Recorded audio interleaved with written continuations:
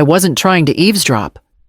I had just stepped outside to water the rosemary when I heard Cecilia's voice float through the open kitchen window. She won't even notice. Lana. Half the time she forgets where she left her keys. Lana laughed, a sharp, careless sound I hadn't heard from her in years. Well, it's not like she's using the whole house. Once she moves out, we'll finally have space for Grant's home office. I stood there, hose in hand, letting the water spill over the herbs until the soil turned to mud. I didn't move until I heard the fridge door open and close, and their footsteps wandered off, fading into another room. That night, I went down to the garage under the excuse of looking for an old photo album. There, next to the dusty camping gear, sat 3 cardboard boxes sealed and labeled in neat black marker. Mom, office. Mom, winter. Guest room, Mom's closet. I hadn't packed those, and no one had asked me to. In my study, a drawer was half open. The red folder with my will and insurance policies was missing. I found it the next morning tucked beneath a stack of coloring books in the downstairs toy bin. I didn't say anything. I made breakfast. I smiled. I asked if the kids were excited about their field trip. Lana kissed my cheek and said, "You're a lifesaver, Mom." But that afternoon, as I folded the laundry, I kept thinking about the way Cecilia had said once she moves out. Not if, the way they spoke around me, not to me, the way the house suddenly felt like a temporary arrangement, like I was just waiting for permission to leave.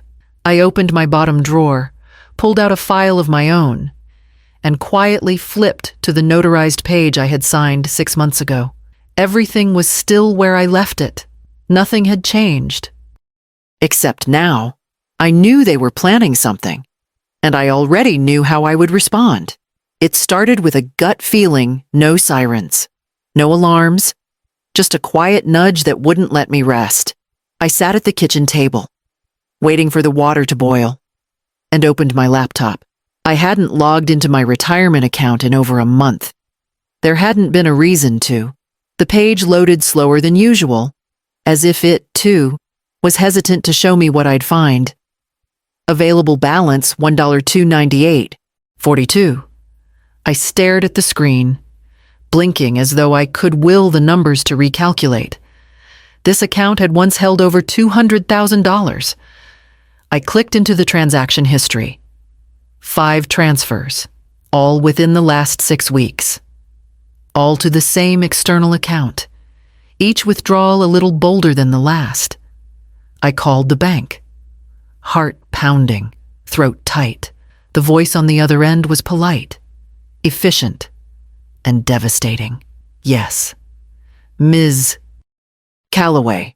All transfers were digitally authorized from your registered device.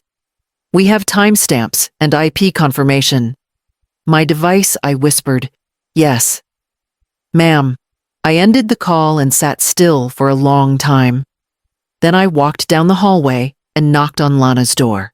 She was folding towels on the bed. "I need to ask you something," I said, voice as even as I could manage. "Did you touch my retirement account?" She didn't flinch. Didn't even look embarrassed. Just sighed. "Okay, don't freak out. It was just a temporary transfer. Cecilia needed help with medical bills. We didn't want to worry you." I could barely hear myself. "You used my savings, Mom. You're not even using it yet. It's not like we stole it. We're family. It's just resources shifting around. You'll get it back." I nodded. Once, slowly, then turned and walked out of the room, upstairs. I poured myself tea with a steady hand. If they believed that love excused this, if they saw my life security as something flexible, something theirs to reallocate, then it was time they learned what love without boundaries really looked like. There was a time not that long ago when I believed sacrifice guaranteed safety, that if I gave enough, loved hard enough, supported generously enough, the people I poured into would never let me fall. When Lana had the twins, I moved in without hesitation. She was overwhelmed. Grant was working late, and Cecilia was, as always, just a little too busy to help. I put my life on pause and became the quiet pair of hands in the background, feeding, rocking, folding laundry through the night. I turned down a month-long trip to Greece with the Teachers Association that year. The first time I would have left the country. I never told Lana. It would have only made her feel guilty. Later, when her student loans became too much, I offered to cover the balance. She cried, hugged me, said she'd pay me back someday. She never did. I never asked. Cecilia never interfered, never complained, but she also never contributed. She visited occasionally with gifts and soft smiles, but never stayed long enough to notice the exhaustion in my face or the ache in my knees from carrying 2 babies up the stairs night after night when we were together. She was always gracious. Evelyn, you're such a help. Evelyn, you make it look easy, but now I hear those words again, and they sound different, like placeholders, like compliments used to excuse absence. Lately, I've noticed her voice at family gatherings grows louder, more central. The twins run to her first now. She brings them gadgets and jokes and stories about Paris, and she never says no. Not like I do, with structure and limits and vegetables before dessert. She calls me dear like I'm the help, tells guests. Evelyn is so good with the little ones, while correcting me about where the juice glasses go in my own cupboard. I didn't notice the shift at first. These things never happen all at once. It's a slow migration of affection, of authority, of presence. But sitting alone in the garden after everyone had left, I realized I was no longer being thanked. I was being tolerated. I had been the scaffolding for their life, and now that the house stood tall, they were quietly dismantling the frame. But what they didn't know was I had never been part of their structure. I owned the land it stood on. The pasta was overcooked. The wine was cheap. Cecilia had brought it, announcing it was on sale. But still French. She poured it generously into everyone's glass except mine. I had water. Lana had made garlic bread, burned just enough to be familiar. She called the twins to the table while Grant scrolled on his phone. Conversation flowed loosely. School pickups, work stress, Cecilia's upcoming weekend in Tahoe. I was quiet. I'd learned that saying less made people more comfortable. Then, mid-laugh, Lana turned to me and said it. Mom, you don't need all that money. You're not. Like, going backpacking across Europe. Everyone chuckled. Even Grant. I smiled softly. What money are you referring to? Lana waved her hand. Your retirement? The house? I just mean it's not like you're doing anything wild. You live here. You help out. It's not like you have a big plan. I nodded and chewed slowly. I didn't speak for the rest of dinner. After the dishes were done and the kitchen was quiet, I went to my room and opened the locked drawer in my desk. Inside was a folder I hadn't touched in months. It held the revised documents, power of attorney, the new will, the property trust, the asset transfers. All notarized, all legal. 6 months ago, I had sat in a lawyer's office and asked the questions no mother wants to ask. What happens if my child takes everything and leaves me with nothing? What happens if the people I trust become the people I fear? The answers had not been comforting, but they had been clear. That night, I updated passwords. I encrypted files. I scheduled a meeting with my financial advisor under the name of the charitable trust I'd quietly opened in my late husband's memory. I didn't cry. I didn't rage. I simply moved with the kind of clarity that comes from being dismissed by someone you raised. They thought I had no plan, that I was just passing time until the end of the story. What they didn't know was I had already written the ending. And I wasn't the one being erased. I was the one holding the pen. It's strange how quiet power can be. It doesn't come with thunder or declaration. It settles into the room the way dusk does, slow and certain, unnoticed until everything is changed. I started small, the oil painting in the front hallway. My grandmother's favorite was replaced with a print and quietly wrapped in linen, then tucked in the back of my closet. The carved wooden jewelry box, the one Lana always admired, disappeared from the dresser. I moved it to the safety deposit box downtown, along with the emerald ring from my engagement and the envelope of cash I'd slowly built over the years from tutoring and odd jobs. No one noticed, or if they did, they didn't ask. I took my name off the shared grocery account, canceled my debit card linked to the household expenses. Let Lana think it was a mix-up at the bank. I apologized for the inconvenience. She said not to worry, she and Grant would just cover things for now. That suited me just fine. The house, the one they assumed would naturally become theirs, was no longer under my name alone. It hadn't been for months. It now belonged to the Callaway Family Education Trust, a charitable entity with a defined mission to support the education of children from low-income families in my district. Upon my passing, it would fund scholarships, not vacations. The will was clear. No individual inheritance for Lana or Grant. Instead, a modest educational account had been established for each grandchild, contingent on their parents' lack of interference. I had written those clauses with a heavy heart. Not malice, not out of revenge, but out of clarity. They never asked what I planned for the future. They just assumed I didn't have one. Or worse, they believed they were entitled to shape it for me. The lawyer had raised his brow when I said I didn't want to tell them yet. Eventually they'll find out. Yes, I said, but not until it serves a purpose. And so I waited. I watched them live in a story where I was a placeholder. I watered the garden. I packed the lunches. I accepted the crumbs of affection that fell from their distracted hands. I stayed silent, not out of fear, but because silence has a way of stretching, of collecting weight, and when it finally breaks, it lands heavy.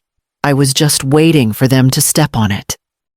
Cecilia arrived just after 1, unannounced, but dressed with intention cream blazer, heels too high for errands, lipstick that didn't smudge.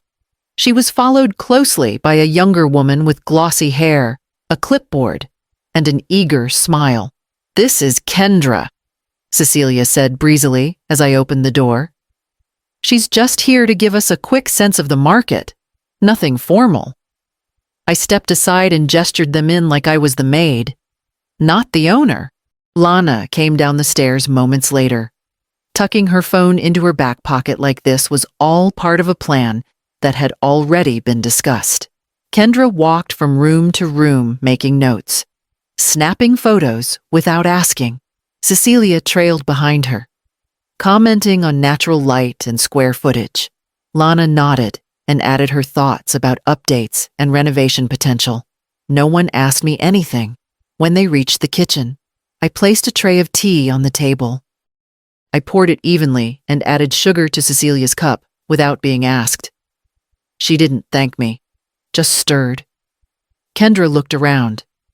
This space has great bones. Honestly, it would sell in a weekend. Cecilia laughed. "Oh, we're not listing it. Not yet. But it doesn't hurt to know what we're working with." Lana leaned back in her chair. "Especially once Mom's ready to transition into something more manageable. Maybe the place near the park with the garden units. She's always liked those."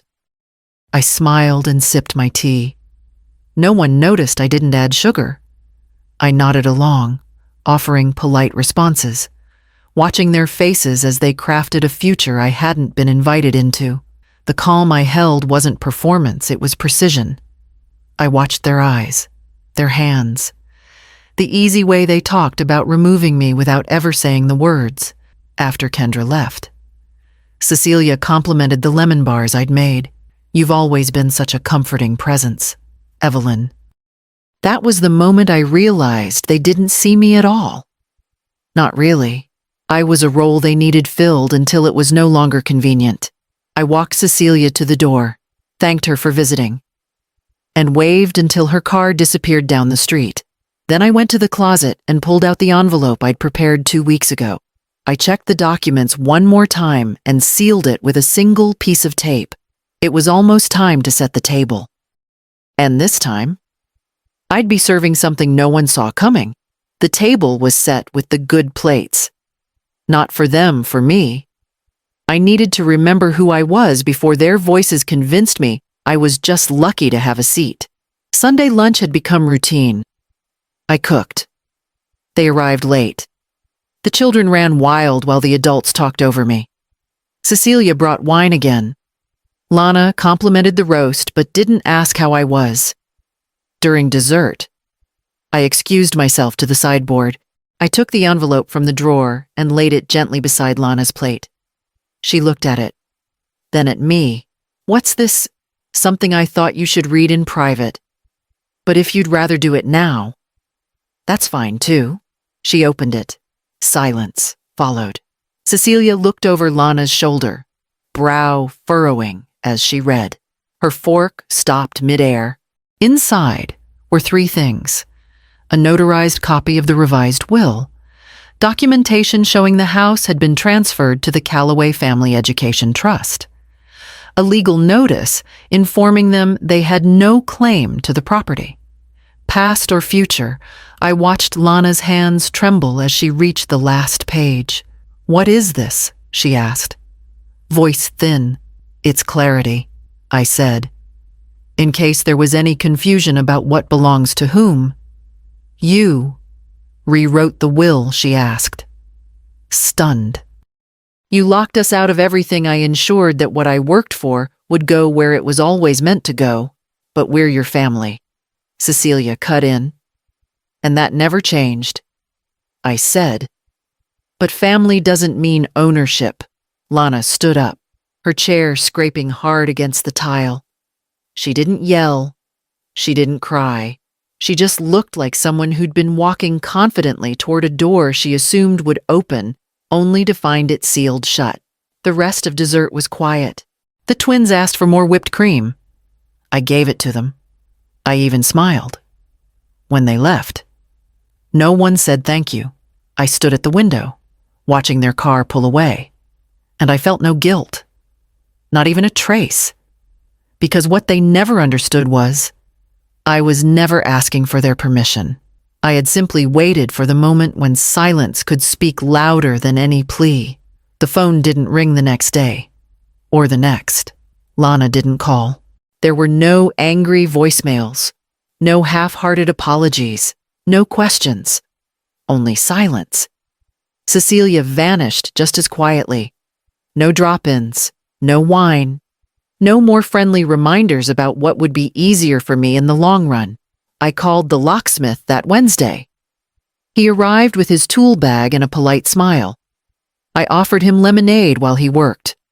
When he asked how many spare keys I wanted, I said, 1. Just 1. The lawyer called later that afternoon to confirm everything was finalized. The trust was protected. The documents filed.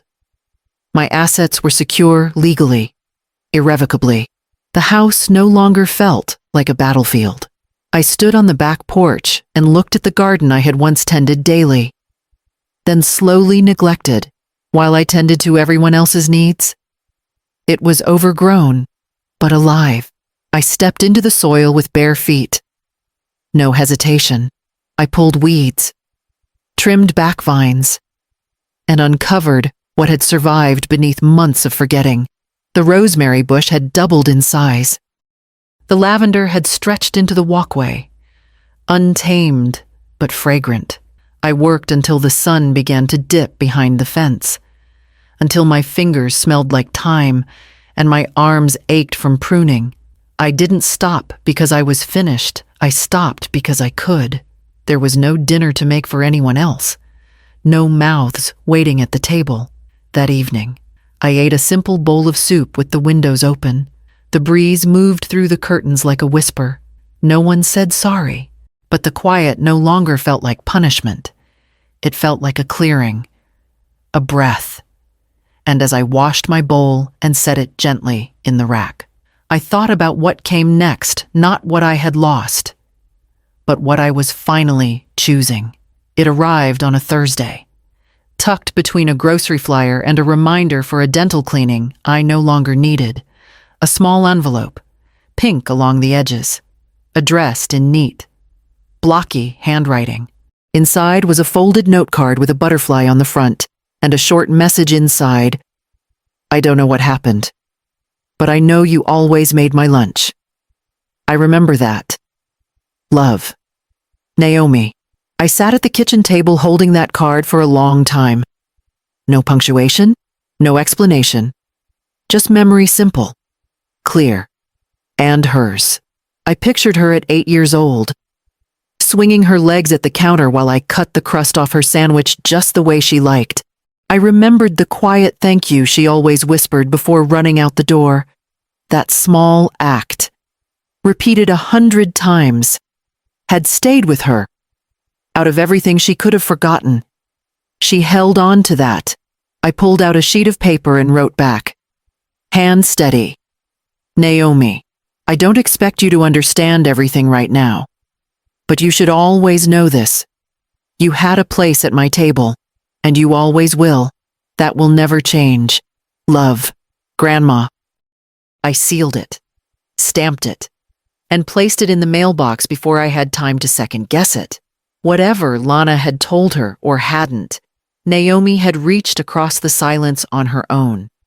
Not to take sides, not to fix anything, just to remember.